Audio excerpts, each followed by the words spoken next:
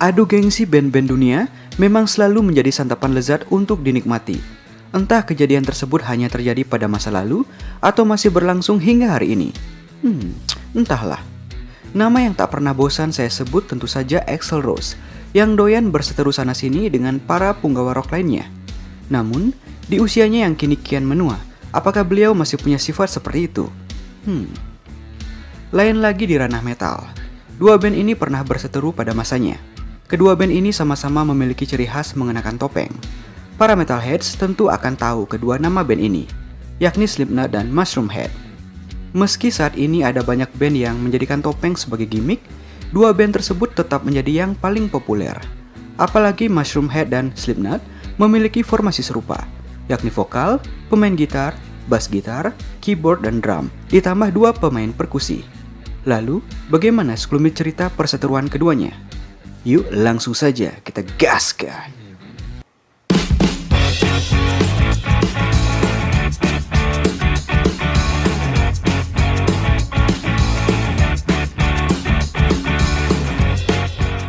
Slipknot dan Mushroomhead adalah dua band garang dan cadas yang berkembang di tahun 1990-an dan memiliki ciri penampilan yang sama, yaitu personel berkostum dan bertopeng.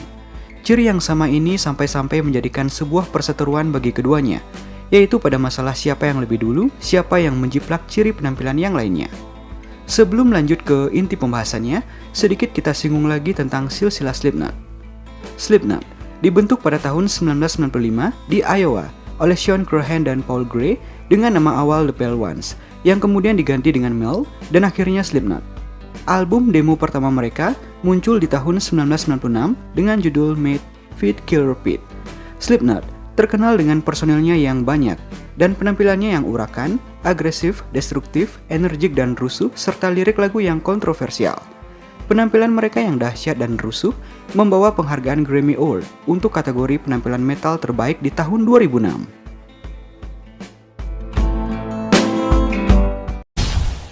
Slipknot menggunakan angka atau nomor untuk menamai personilnya. Mereka menggunakan kostum sendiri dan topeng dalam pertunjukan mereka. Hal itu dilakukan untuk menyingkirkan bau komersialisasi tampang dan diri mereka. Mereka ingin agar fans melihat dari musik mereka, bukan dari fisik mereka sebagai komoditi industri musik. Kemudian ada Mushroomhead. Mushroomhead yang beranggotakan 8 personel dibentuk pada tahun 1993 di Cleveland oleh Dinner, Righteous, Murder Nickel, dan DJ Virus dan menganut musik elektronik industrial. Pada tahun 1995, mereka berhasil mengeluarkan album pertama dengan judul Mushroomhead.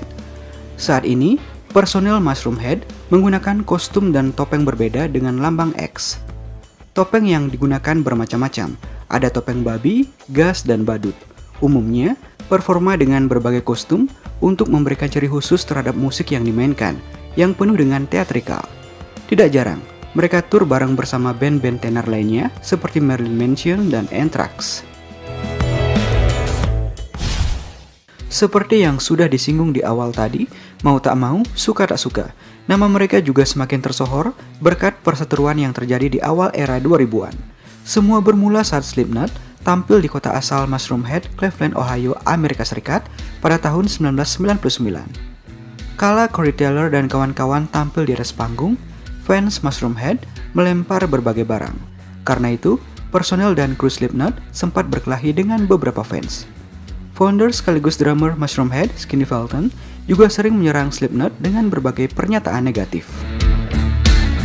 Felton kerap mengatakan beberapa hal, mulai dari Slipknot yang mencuri ide gimmick topeng dari Mushroomhead, hingga mencuri kesempatan untuk menandatangani kontrak dengan Roadrunner Records.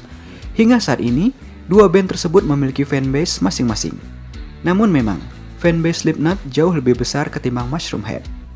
Dilansir dari Loudwire, Felton mengungkapkan, semua bermula dari perseteruan fans.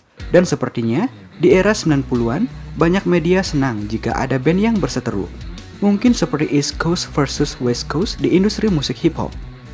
Keduanya mengklaim sebagai pasukan bertopeng yang orisinil. Sebenarnya Mushroomhead memiliki jam terbang dan orisinalitas lebih dulu dibandingkan dengan Slipknot. Di awal, Mushroomhead menggunakan kostum dari berbagai topeng dalam pertunjukannya.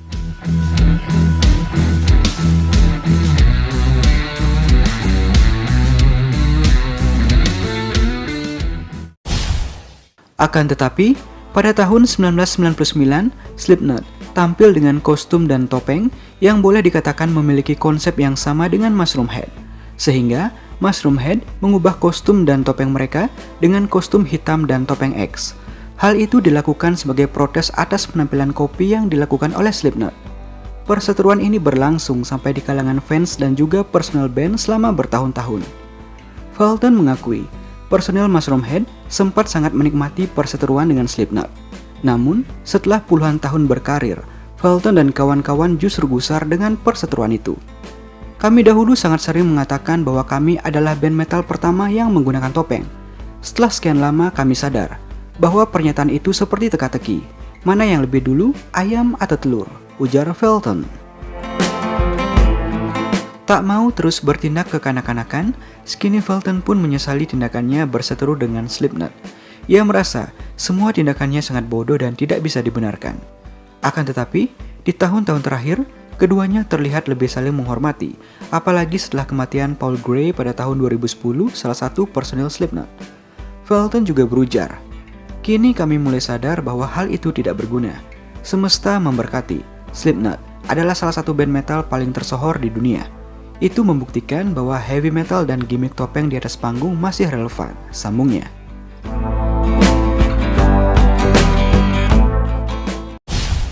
Di sisi lain, terjadi juga perseteruan antara Machine Gun Kelly atau MGK dan vokalis Slipknot Corey Taylor yang sempat memanas. MGK mengolok-olok topeng yang sudah menjadi ciri khas Slipknot. Kalian ingin tahu apa yang benar-benar bahagia tidak saya lakukan? Menjadi 50 tahun mengenakan topeng aneh di atas panggung berbicara omong kosong, kata MGK dalam sebuah video. Luapan kemarahan MGK ini bukan tanpa sebab. Tampaknya kemarahan itu bermula ketika Corey Taylor menyinggung Kelly dalam sebuah wawancara awal tahun ini. "Saya membenci semua rock baru untuk sebagian besar," ujar Taylor. "Saya membenci artis yang gagal dalam satu genre dan memutuskan untuk terjun di rock dan saya pikir dia tahu siapa dia," lanjut Taylor. Dalam unggahan Twitternya, MGK menduga masalahnya dengan Corey Taylor bermula ketika dia mengerjakan album Tickets to My Downfall di tahun 2020. Corey Taylor membuat syair untuk sebuah lagu di album Tickets to My Downfall. "Itu sangat buruk, jadi saya tidak menggunakannya," tulis MGK. Dia marah tentang hal itu dan berbicara dengan majalah tentang album yang dia hampir ada di sana, imbuh MGK. Corey Taylor kemudian menanggapi melalui Twitter, mengunggah pesan email yang diklaim terjadi sejak Januari 2020. Email itu antara Corey Taylor dan Travis Barker, produser eksekutif Tickets to My Downfall, yang berbicara pada Taylor atas nama Kelly. Dalam keterangan unggahan screenshot email itu, Taylor menulis komentarnya, "Saya tidak suka orang membagikan hal-hal pribadi seperti anak kecil. Jadi ini saja yang akan saya katakan. Saya tidak membuat lagu karena saya tidak suka ketika orang mencoba menulis untuk saya," kata Taylor. Dari email itu, terlihat Taylor menolak tawaran terlibat di lagu Can't Look Back karena setelah mendengarkan ide Kelly, dia merasa dirinya bukan orang yang tepat untuk itu. Sementara Travis Barker menunjukkan dalam emailnya, Kelly sangat terinspirasi dengan suara Taylor dan memintanya untuk terlibat di lagu itu.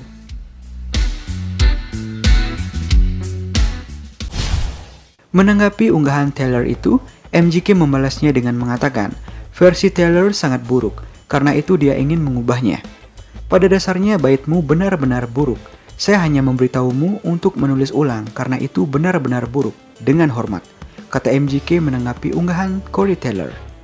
MGK kemudian melanjutkan dengan tweet, "Jangan membenci kaum muda," sebelum menambah unggahan lain ke Instastory-nya untuk mengatakan bahwa generasi yang lebih tua dan stand aneh harus berhenti. Ini ujung-ujungnya jadi kayak tweet war ya. Lalu bagaimana pendapat kalian guys? Oke, saya tunggu komentar kalian di bawah. Sekian, dan salam Metalheads, dan salam rock and roll.